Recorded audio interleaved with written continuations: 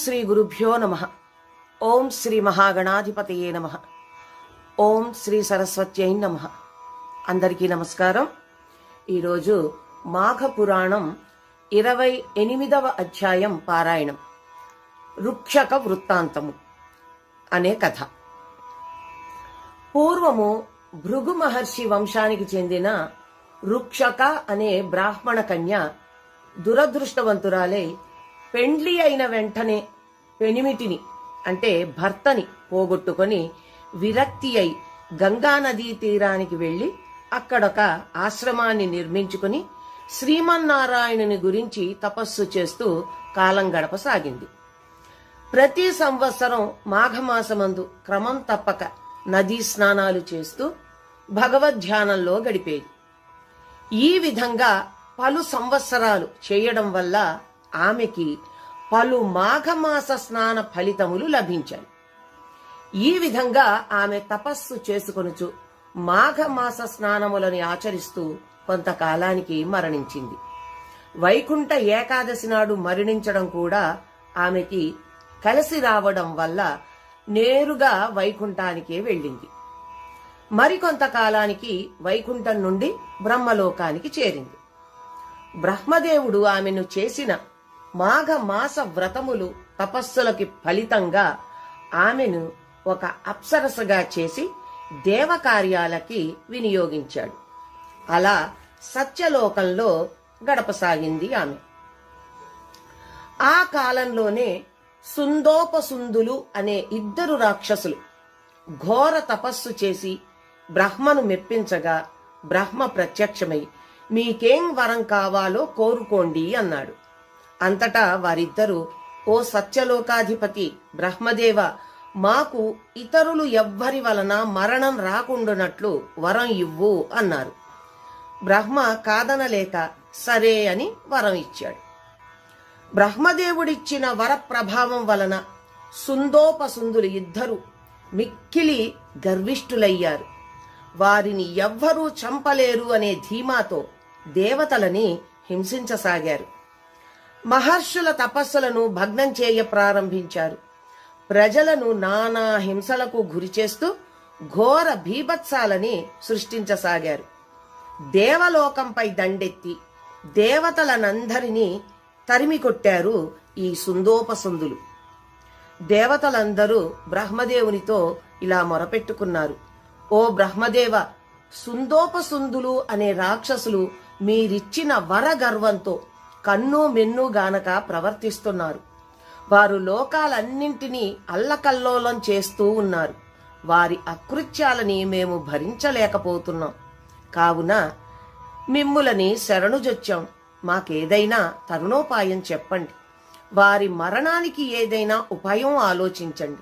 మమ్ములని రక్షించండి అని ప్రాధేయపడ్డారు. అయితే అప్పుడు బ్రహ్మ దీర్ఘంగా ఆలోచించి ఈ కార్యాన్ని నిర్విఘ్నంగా నెరవేర్చుటకు తిలోత్తమయే సరి అయినది అని తలచి ఆమెను పిలిచి, తిలోత్తమ, సుందోపసుందులు అనే రాక్షసులకు ఇతరులెవ్వరి వలన మరణం రాకుండునట్లు వరం ఇచ్చాను. ఆ వరగర్వంతో వారు సమస్త లోకాలను తల్లడిల్ల చేస్తున్నారు. నీవు కడు ప్రజ్ఞావంతురాలివి, మిక్కిలి తెలివితేటలు కలదానివి కనుక నీవు వెళ్లి నీ చాకచక్యంతో వారు మరణించేటట్లు చేయు అని ఆదేశించాడు. తిలోత్తమ బ్రహ్మదేవుని ఆజ్ఞానుసారం సుందోపసుందులు ఉన్న అరణ్యాన్ని ప్రవేశించింది. అత్యంత సౌందర్య రాశిగా తయారై వీణులకు ఇంపైన సుమధుర సంగీతమైన పాటలు పాడుతూ సుందోపసుందులచే అనే రాక్షసులున్న నివాసాలకి సమీపమునందే సంచరించసాగింది. ఆ రాక్షస సోదరులిద్దరూ ఈమె యొక్క అద్భుత గానానికి ఆకర్షితులై ఆమె వెంటపడ్డారు. అద్భుతమైన అపురూప సౌందర్యంతో వెలిగిపోతూ మృదు మధురమైన సంగీతంతో పాటలు పాడుతున్న ఆమెను చూడగానే నన్ను పెండ్లి చేసుకో అంటే నన్నే పెండ్లి చేసుకో అని 2 వెంటపడసాగారు. వేధించసాగారు. ఆమెని వెన్నంటి తిరుగసాగారు. తిలోత్తమ అవకాశం చిక్కింది అనుకుని, ఓ రాక్షసులారా, నాకు కూడా మిమ్మల్ని వరించాలనే ఉంది.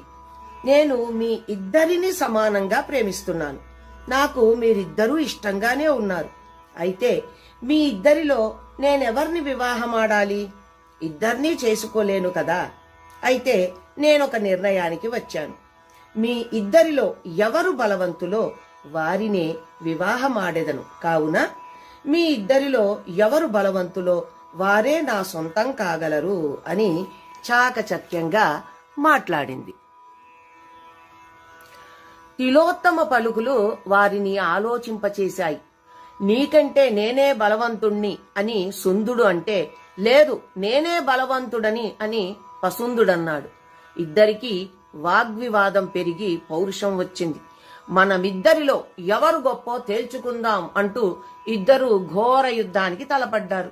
గదాయుద్ధం, మల్లయుద్ధం చేశారు. ఘోరంగా దెబ్బలాడుకున్నారు. పలు రకాల ఆయుధాలతో పోరాడుకున్నారు.